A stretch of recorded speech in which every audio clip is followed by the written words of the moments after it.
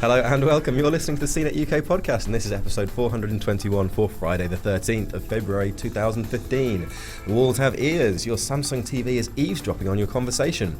The Apple Watch will get you off your ass before your laziness literally kills you. And the first Ubuntu phone is on sale for a limited time only. You lucky people. I'm Rich Tranome. Joining me in our high-tech London studio this week is Andy Hoyle. Hello, you came to me first. That's nice. I know, yeah. I get to say hello slightly earlier than Luke. You can totally scoop him in what you say as well. Oh, wait, something. No. That's ruined it for Luke, right? Luke, try and beat that. Luke Westaway. Catch you on the flippity. I panicked. Let's kick off with the news I then. can only think of hellos from the 90s. Where's the beef? Catch the wave. Cowabunga. Let's go to the news.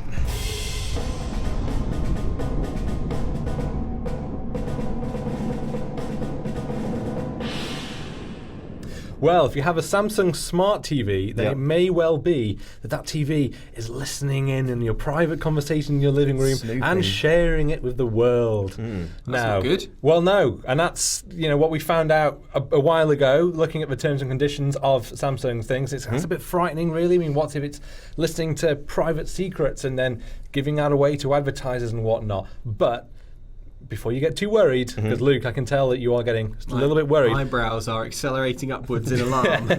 And rightly so. But those eyebrows can actually come down to a more standard level. Regular brow level. So what's this actually about? What is Samsung TVs doing? So Samsung's new smart TVs, they have voice activation, voice control, so you can say things, like go to BBC, or you can tell it to do whatever you want, and it will be able to listen to you and listen to those voice commands. But so what was found out in some of the fine print, it says, and I quote, "Please be aware that if your spoken words include personal or other sensitive information, that information will be among the data captured and transmitted to a third party through use of voice recognition." Well, that sounds pretty terrible, right? Well, I feel stupid now for making up a song out of my credit card numbers. Well, Andy, I mean, so they've actually changed their policy, right? So now that policy has been reworded, I think in response to, because this came out as a bit of an outcry, absolutely, yeah. But you think this is a good idea, though? You think we actually need this?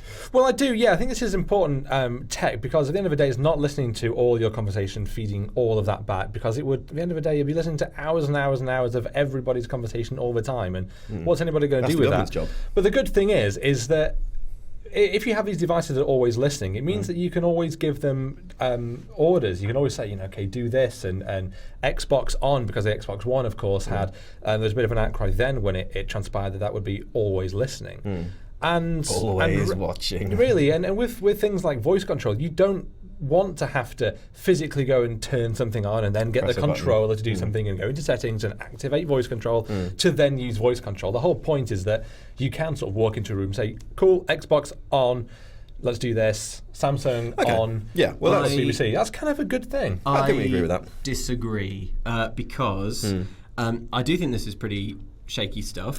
For one thing, this is all sort of happening in a post-NSA revelations thing where I think we've all realised that actually maybe the worst case scenario stuff that's happening with our personal data is actually happening. So, if there's a bit of an outcry about Samsung being like, oh, FYI, don't, because we're collecting it and we're sort of doing a load of stuff with it. Don't worry about it, but just try and keep it light in the living room. Don't confess to any crimes or anything. It's fine. Okay, bye. That to me does sound suspicious.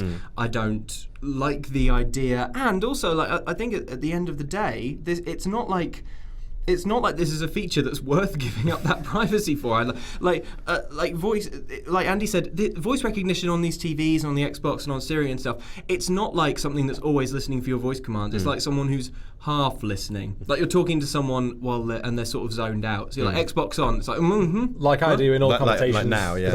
Sorry, what? Yeah. What's this, Luke? I'm just on my phone sending some text. I think the problem is Andy, the volume up. What? Volume. Something about volume. Volume up. You want So it I off? think the issue. No, not volume off. That's called mute. There's a different word Sorry, for that. I wasn't listening. So the issue here, right, is not so much that it's listening all the time, though, because obviously there's conflicting opinions on that, and it's a good idea. It's more that it's sending it to a third party. So who are we talking about, this third party? So it's Nuance is the company that does it, and they are They're a voice recognition. Yeah, company. they're about voice recognition, so they're about using these to. So why do they want to hear listening on our private conversations, loose lips, sink ships, and all that? Why do they want to listen in? Yeah. Well, someone's laugh, innit? They're trying to sink the ships. Well, Nuance is a voice recognition company, so companies that, like Samsung, that use voice recognition in their products, that voice data gets sent off to a third party. I believe Siri uses Nuance, although that hasn't been officially confirmed either. Right, sure. And that company sort of crunches all the noises and spits out the words, or at least like a rough approximation, like volume off or whatever, and then sends it back. Okay. So you know. And in that sense, it is a third party. Well, Samsung, I will say that Samsung has updated its policy on this to say that it's not. The wording is different. I'll read this out to you.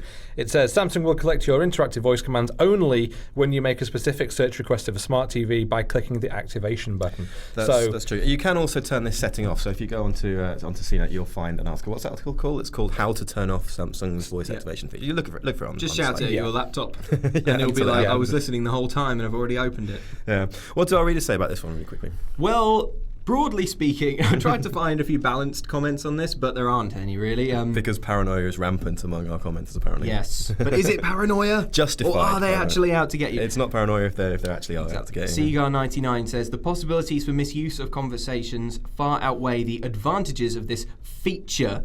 I would not pay extra for this feature. I'm doing air quotes with my voice there. Okay. Because I sure as heck wouldn't trust or use it as is. Meanwhile, Candide8 says, note to self, don't buy anything from Samsung. Damning. And JG Hangin says, for one thing, that's really disturbing. However, what doesn't anymore? With all this smart home stuff out there, pretty much everything you say and do is tracked. I'll stick with old school appliances, thanks. Oh, well, all right then, Grandad. I wouldn't stick with old school appliances because we had this rubbish computer in my first school and all it could do was make this turtle move around. That sounds fantastic. He couldn't even do that very well. You had to give it loads of instructions. It was a coding game, though.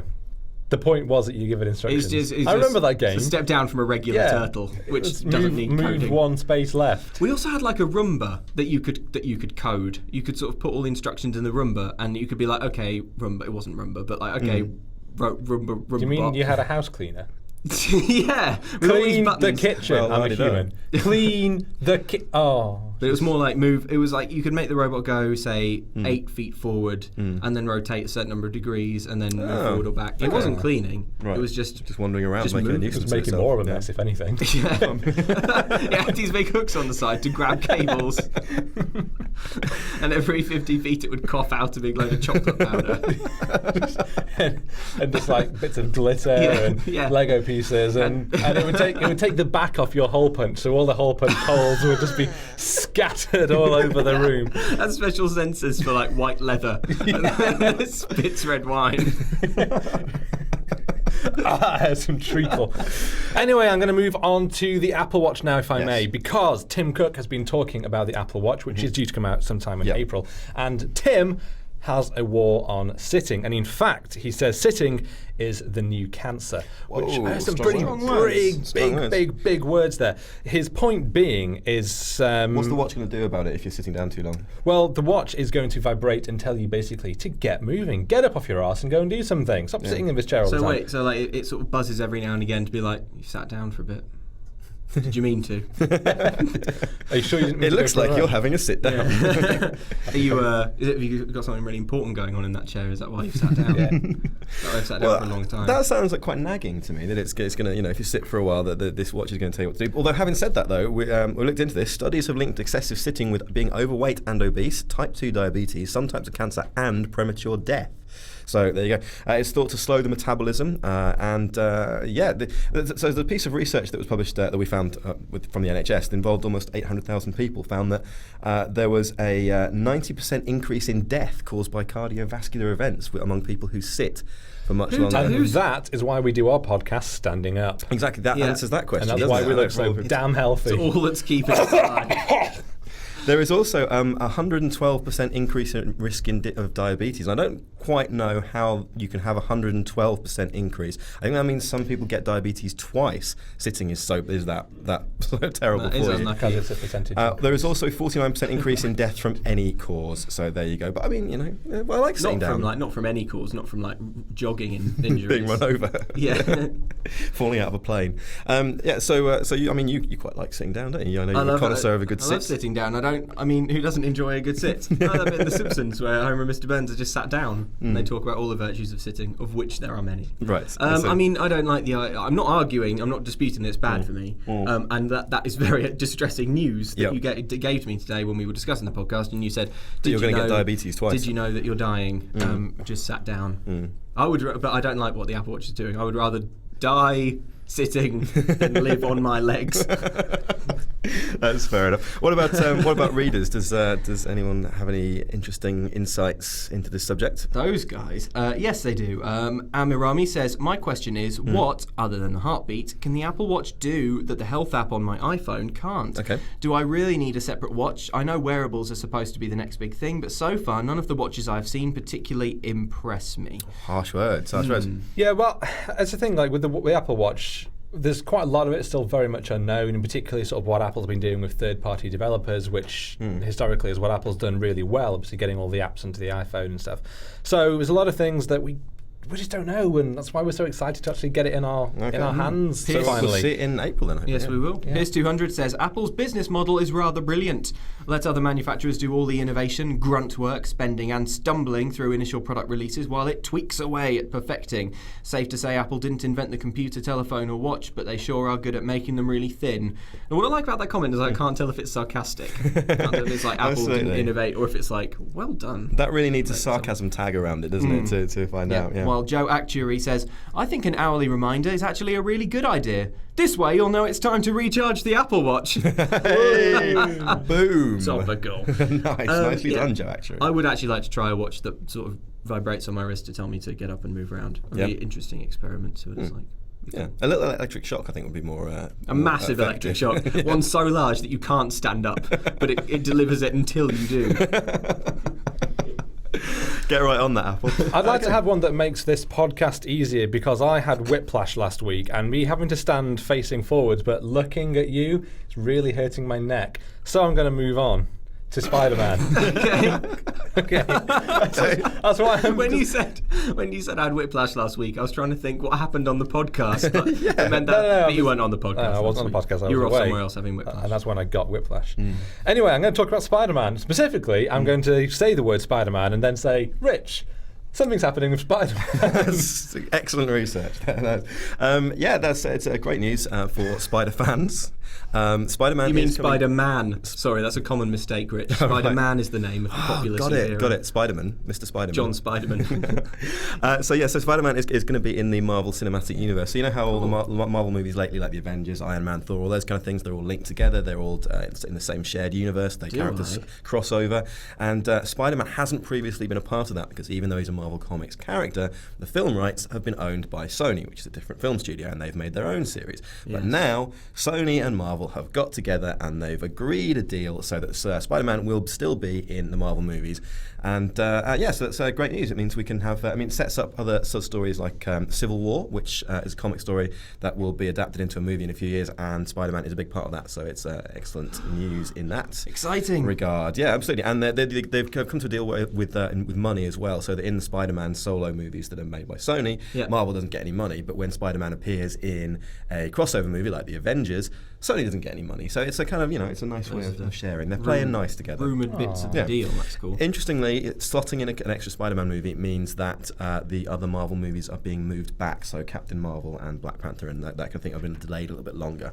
Okay. But there you go. Okay. Yeah. Is Spider-Man good? Yes. Spider-Man is good. I'm not a fan of Spider-Man.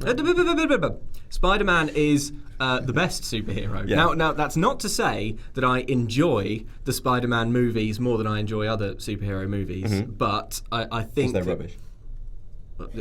Lots of them, some of them are good and some of them are bad. Okay. But I think if you listed all of the superheroes and you talked to a child who hadn't seen any films or read any comics or anything, and you just described them, Spider-Man is the one with the most potential. He's the coolest. He swings around on webs from his hands, and he's got the strength of a spider, so he can throw cars. Yeah. Not like a spider can, but proportionally to what a spider can do. And he can walk up walls. And he can do all sorts of lovely stuff, and he's cool. He's like half spider, half man. He's brilliant. He's way better than any. But wait a minute, what about Batman? Batman is rubbish. Okay. But, no, Batman's rubbish. Okay. He's I think the thing about Batman is I'm tired of him. He doesn't have any superpowers. Yeah. Which, come on, for a superhero, that's a bit of a major failure. Yeah, it's a bit of a major failure. Is he a superhero though, or is he just a hero? Isn't that the point? He's a rich hero. Well, this is the thing. He's the exception that completely ruins the rule when it comes to what a superhero is or isn't. I think the thing with Batman is, and don't get me wrong, I really enjoy a lot of Batman stuff, but Batman Wait, is that a euphemism? What, in the bedroom? Yeah, in we call it the Batcave. But the thing about Batman is that he has benefited from loads of really, really talented, incredible people on TV and in film, sort of taking up his ideas. Okay, yeah. So loads of the Batman stuff is amazing, way better than the Spider-Man movies. Sure. I'm not debating that. I'm just saying that if you bullet pointed everything about Spider-Man and everything about Batman. Spider-Man is half spider and he can shoot webs from his hands. And also, Batman's dressed like a bat, which is a bit on the nose. Spider-Man's not dressed like a spider. He's dressed... Well, he's got 8 legs. He's got little pipe cleaner legs. His enemy guy, the guy with the arms... Dr. Octopus. Yeah, he looks like more of a spider because he's got several arms. Yeah. Also, gonna have to say the obvious here, but the other day I had a shower and I saw a big spider on my bathroom floor and it could barely walk because of the steam on the floor. Spiders are terrible. I read that So surely the films must suck. Lots of spiders can do all sorts. So that answers that. That's true. That's good. Yeah. And what do the readers and listeners think about this particular piece of spider news? They agree with me very broadly. There's one commenter here says Luke's right. Batman can jog on. Isn't he? Isn't Luke handsome? Another one says. Another one says Batman needs to get over it. His parents died years ago. Yeah. Doing a support group or something. No, I feel mean. I know that's what I said earlier before the podcast, but I feel mean about it now. I mean... No, I feel mean. That is mean. In the comments, Krychek says, "Oh, great, time for another reboot," which is the second comment this week that I can't tell if it's sarcastic or not. Mike _Phelan, meanwhile, says, "That is a pretty wise business decision." That's true. Business decision. I wonder, will Fox also follow suit with the X-Men franchise when they're ready to reboot? Well, that's it. I mean, the X-Men franchise is kind of chugging along nicely. They're making loads of money out of that. They've got a bunch of other films planned. So, I don't think they're going to be trying to change things too soon. It's interesting, though, because the thing about the Spider-Man deal is I didn't think it would ever happen because I don't think Sony's not making money with Spider-Man. Those movies must have made some cash, they did, right? yeah. But only if they tell the story of his origin, apparently. That's what all Sony knows how to do. But what's kind of interesting about it, I think, is that obviously Marvel, Disney and Sony have come to an agreement, which is basically everyone benefits when we all use Spider-Man. Yeah. So I don't see why they couldn't do the same thing. It works for us. Spider-Man's all round. Yeah. Put a Spider-Man in everything. Put a Spider-Man in the next James Bond. Put a Spider-Man. Yeah, put a Spider-Man in Titanic. Yeah, could have moved the boat. Jurassic World isn't out yet. There's still time to add Spider-Man to Jurassic World. There is. That's a good idea. What if it turns out that the dinosaur that they're creating is Spider-Man? Chris Pratt can be like, is it technically a dinosaur? And then Spider-Man will eat him. Well, you know where else Spider-Man could pop up? He could pop up in Westeros. That'd be good, wouldn't it? In Spider-Man in Game of Thrones. That'd be incredible. Yeah. No, which is a segue into. I'll tell you what, he'd get up the wall quick enough for me.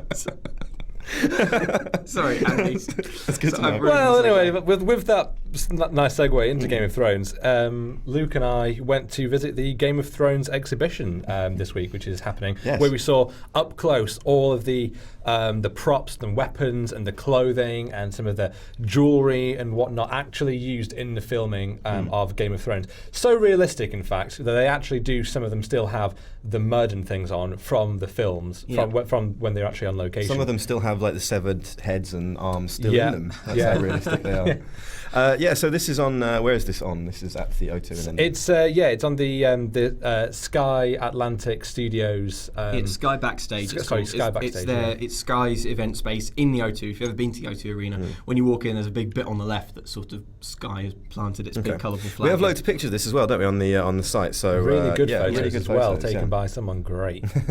That was Andy. Well, they're okay. And there is captioned by me, who knows a lot about Game of Thrones and had to Google surprisingly little of the spellings. Nicely done. There is a bit of a catch to this, though, isn't there?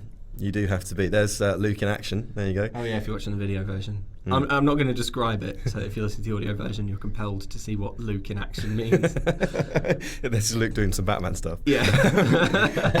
So there is a bit of a catch to this, though, in a small catch. You do have to be a Sky customer. Yes. Right. But if you are, you can apply for tickets for free when you're a Sky customer. It's only on temporarily as well, so it's on from the 15th till the 17th. And it's in London, so it is pretty specific. But the great thing is that we've been and have taken all these photos to show you don't even need to get down to North Greenwich. Get out of your house. We've got many, many photos. It's very comprehensive. And it's just really, really cool. There's loads of little details on the props that are about a pixel big on the TV show when you watch it, I imagine, and you would never notice them. But they're really cool. Like, for example, Stannis's scabbard, where he keeps his sword, it's covered in little golden stags and burning hearts, which is sort of anyone who's familiar with the show will know is a sort of mix of his familial heritage and adopted religion. That just sounds a bit emo, frankly. He's drawing burning hearts on his clothes. Yeah, but he's basically started hanging out with like an emo-y burning heart crowd, and they've persuaded him. We're getting a little bit worried about him, but it's perfectly harmless. He's just a face. Okay, fair enough. Well, there you go. So we're going to things so you don't have to. Anyway, why don't we move on to the big picture?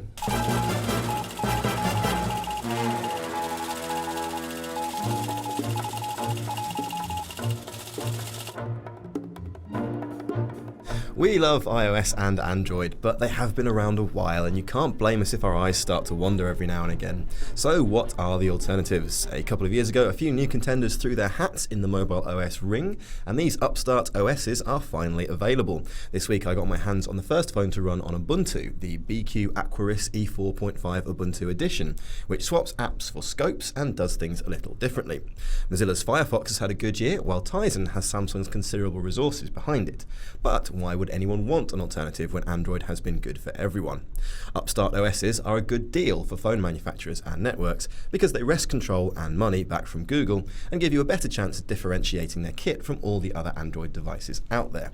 So, where are they all up to? Luke, why don't you tell us about Firefox? Well, Firefox is an odd one, Firefox OS, because I would say this is the operating system of all of those alternatives that isn't really grabbing the headlines, but arguably has actually made some real progress. So it's running on, I think, 15 low-end phones. That's a lot of phones. Yeah, and these are things that are actually on sale, in parts of the world. Yeah, that's the other thing, though, isn't it? They're not quite, they're not exactly in shops or anything, are they? No, and also they tend to be aimed at developing markets, so not the kind of thing that we'll probably see in the UK or the US or anything kind of in a really big way. But still, though, 15 phones, that's a lot of phones, and we're talking about manufacturers like Alcatel, ZTE. Yes, I think Alcatel is probably the biggest name one. But yeah, there are different manufacturers on board. LG as well, actually, is probably the biggest one, I think. Really, LG? Yeah, LG, I think they do one. Yeah. That's cool. But yeah, I mean, I've used Firefox OS. I think it's fine. The big question with all of these things really is it better than Android, which is extremely cheap also? I mean, I can see why it's better for manufacturers, but sort of for customers, are they better off with an Android phone? They'll run loads and loads of apps. But Firefox OS doing well. Yeah. That's end of my report. That's the takeaway, the bottom line. Yeah, right. That's it. And Andy, what about Tizen? Well, Tizen's actually quite an interesting one because it was originally sort of started up by various companies all sort of working together onto this one platform. But we have in the past year or so seen like Samsung has heavily got involved in Tizen. We actually saw Tizen on a Galaxy S4 last year at MWC. It was showing off sort of how far it's got with Tizen on this, and there was a lot of discussion at the time about whether Samsung itself would want to move away from Google's Android and be able to have an operating system that's a bit more but it can keep a bit closer control over. Sure. But more excitingly is that Tizen is actually, we've seen it on a far greater number of devices, including seen it in watches, seen it in cameras. It's also been talked about going into cars and fridges and things, which is more difficult to do with Android, certainly in its as Android as you see it on the phone. I mean, Google itself it's had to develop its own Android Wear for watches and Chromecast for TVs.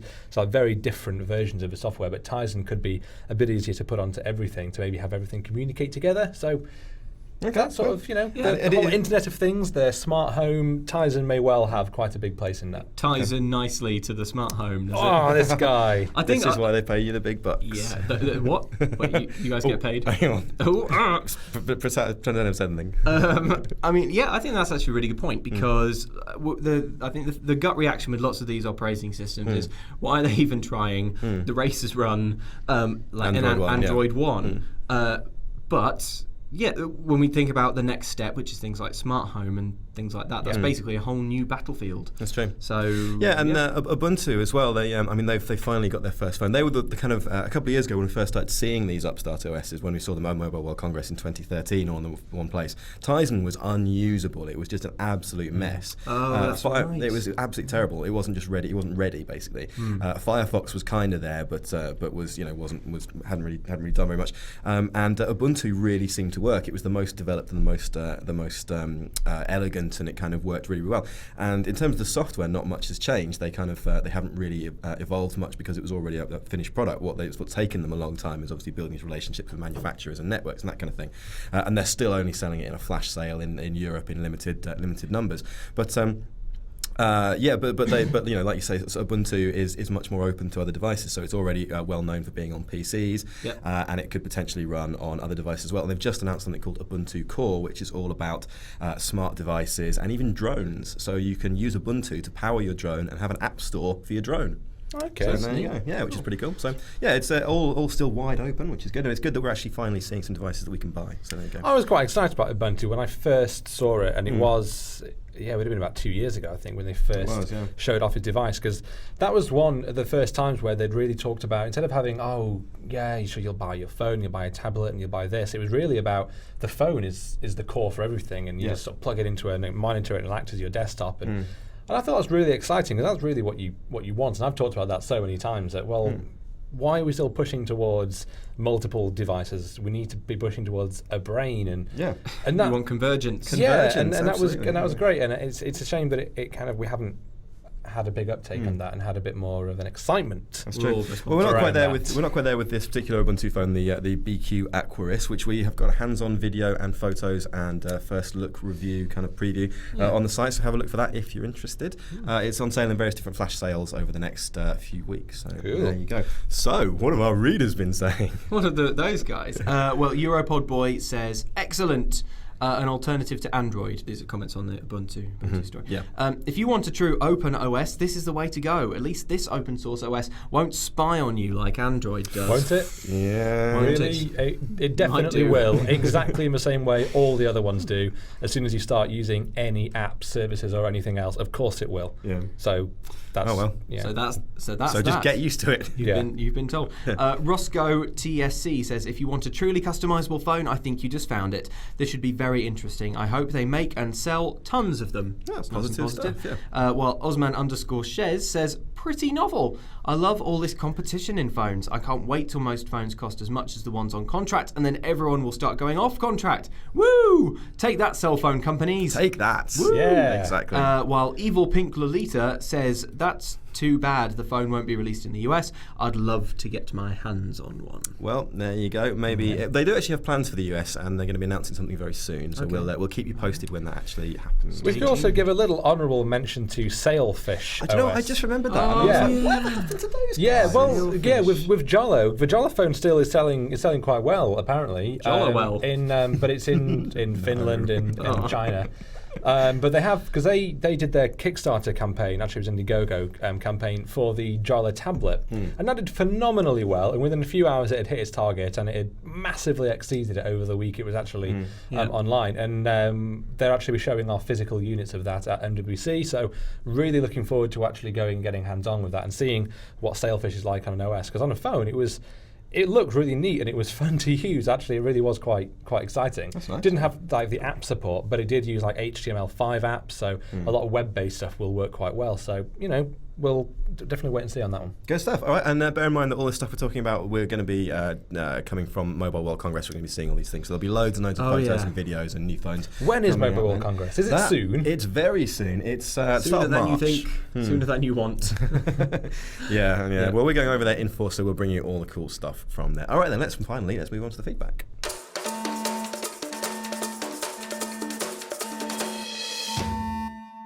Gary McAnally says, why is the sky blue?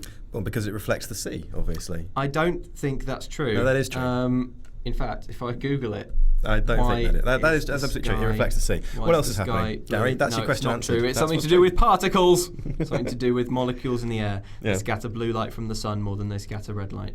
There we go. Yeah, that doesn't sound right. I think it's the reflecting the sea thing. I think it's the sea. Luke Whitaker says, when is the new Google Ara coming out? As it obviously isn't January 2015 anymore. Good point. Yeah, no, probably not January 2015 now.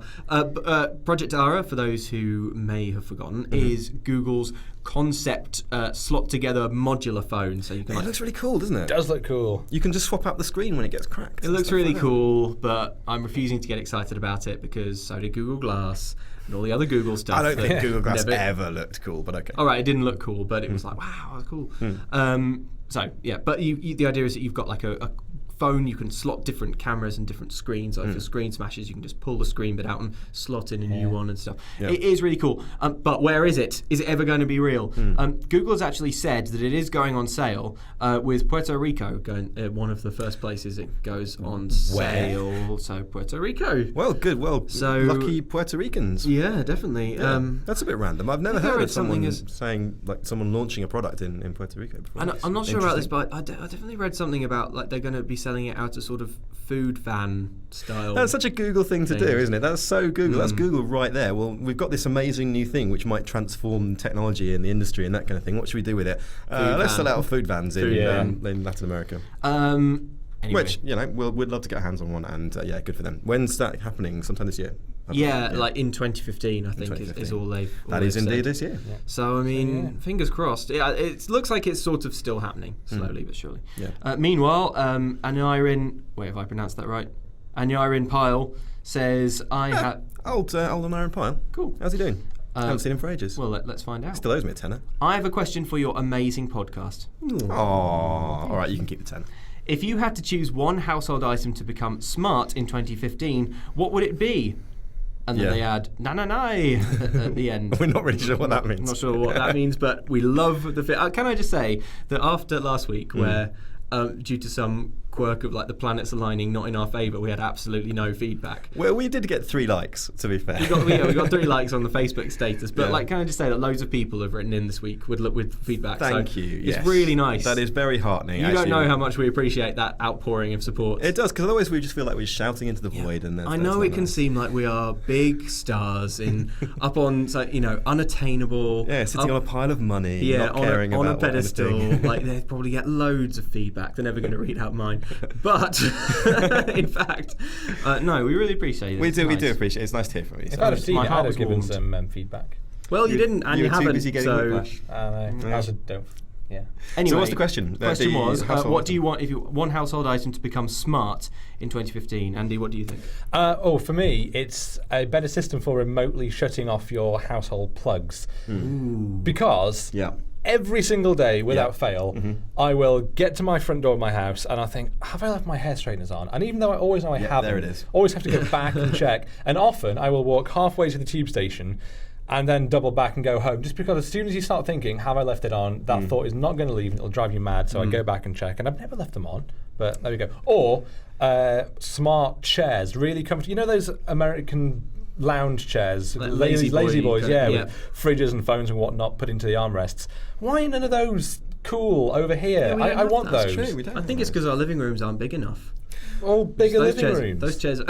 Whatever. Also, the good thing about that is that when you spend too much of your time sitting and slowly contracting diabetes and having a heart attack, your chair every half hour, your chair fire can you just into the ceiling, spit you out, bang, just like fire you out and send you jogging. Absolutely. Brilliant. I would like a smart floor. and I would like the floor to be connected up with loads of millions of little stickers, bear with me. Yeah. And those little stickers you can put on all of the things that you own. And that way, whenever something's lost, you can be like, where did it go? And you look on your phone and your floor has been like, ooh, searching for that sticker and be like, here are the keys. It could light up. The floor could light up. Floor could light, yeah. Do that with RFID tags or NFC tags. Probably. Also, it's one of those things, you probably do everything with RFID tags. If you don't have any smart floor in your house, then you definitely want a light up dance floor. Yeah. Definitely. Yeah, okay. That's true. Any more questions? When the smart house goes mad, that's what it'll do. Yes, loads more questions. David B says, hey guys, 2 questions. 2 questions. 2 in 1 here. I know you guys don't watch the Premier League much, but if you were forced by gunpoint to choose a team, which would it be? And then David puts Arsenal in brackets, which presumably is the correct answer. He is right that we're not. Some thoughts on this, don't you? Well, yeah. I mean, I Manchester City would be my physically closest team when I was growing up, so I supported them. Also, City's home kit was a delightful baby blue, which I always really liked. I don't know if they refer to it as baby blue. Well, it was baby. It was delightful like baby blue. light blue, whatever. It was. We are the delightful baby blues. They actually call it duck egg. Yeah. And I would definitely go for City, not United, because it annoys me that their team is called Manchester United, yet clearly they're not United when there's a Manchester City. There's 2 teams in They can be called Manchester Manchester's United when there's only one Manchester team, and they are United. Okay. Well, I can't swear any allegiance to anyone other than the mighty Tranmere Rovers, so Pride of Merseyside. So are they in the Premier League? Any more questions? Yes, David also says he's coming to London from the USA. Is there a must-go-to pub in central London? Many, yeah. Now that is an excellent question. There are actually, like in really, really central London, there are lots and lots of good pubs. They tend to get busy. Yep. But check out the Admiralty on Trafalgar Square, which despite being on Trafalgar Square is actually quite a nice pub. Mm-hmm. There are loads of it's really kind of themed, isn't it? It's kind of like it's themed like I think it's themed like the HMS Victory, just being on by Nelson's column in Trafalgar Square, and Nelson's ship and the boats. See what they did. There are some really, really good historic pubs like the Blackfriar in Blackfriars, right? And Ye Olde Cheshire Cheese, which was rebuilt after the Great Fire in 1666. That's great. Really hard to go to the toilet in there though, because it's got very low ceilings on the generally, but also in the stairs down to the toilets. So finally, we're giving proper consumer advice on this podcast. This has never happened before. So I was going to suggest buy a bottle of cider and sit in Hyde Park, but and there's also the Viaduct Tavern is worth checking out. That's a Victorian gin palace. Yeah, so it's got all the lovely mirrors and now windows and stuff. Isn't it? Yeah, that's very nice. That's where I hired for a 30th birthday, which went down very well. And also our local is the Lord Nelson, which is a fantastic pub and does great burgers. But you do have to go to Southwark though, which isn't quite central. It's by Waterloo. That was your excuse for not coming to my birthday. I wouldn't go out of your way, David. Producer Mark. By the way, David also says keep up the hilarity. So thanks. Oh, thanks. That's very nice. So no, you are so nice. Producer Mark, who you'll never see for some reason, thinks that it's appropriate for him to leave feedback and has said, "Why go out for burger when you have steak at home?" Why go out for burger? That's a good point. To make of that, I assume it's part of a breakdown. A long extended breakdown. Yeah, playing out in the pages of our feedback section. Looking forward to that. Great. And one more question. And Joe has been in touch to say, hi guys, not many questions recently, so I'll throw you a bone. Well, we don't want pity questions. We do want pity questions. We need your... What about this bone he speaks of?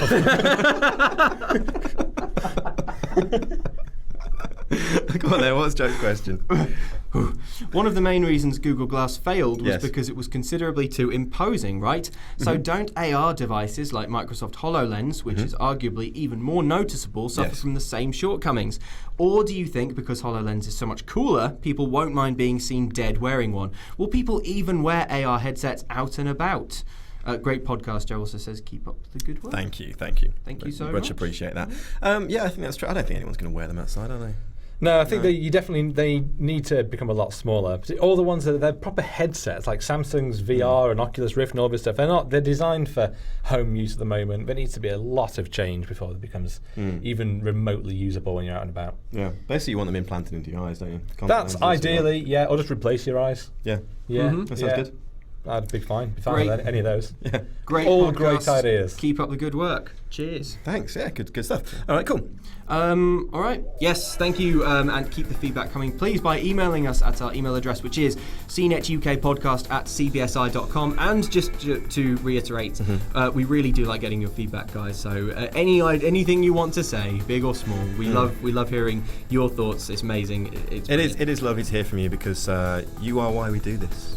You complete us. That means we don't have to talk to each other. You complete the circuit. Oh God, yes. Jokes, lyrics, thoughts of the day. Write a diary and send us that week by week. These are just ideas. You can put your own. Yeah, absolutely. Use your own best judgment, listeners. All right, there we go. That's probably enough. Well, that's it for this week. Absolutely. So, thank you, Andy. Thank you. Thank you, Luke. Thank you. Thank you to our producer, Mark, who you will never see. Right, we're off to start writing a diary and sending it to Andy on a weekly basis. See you next week.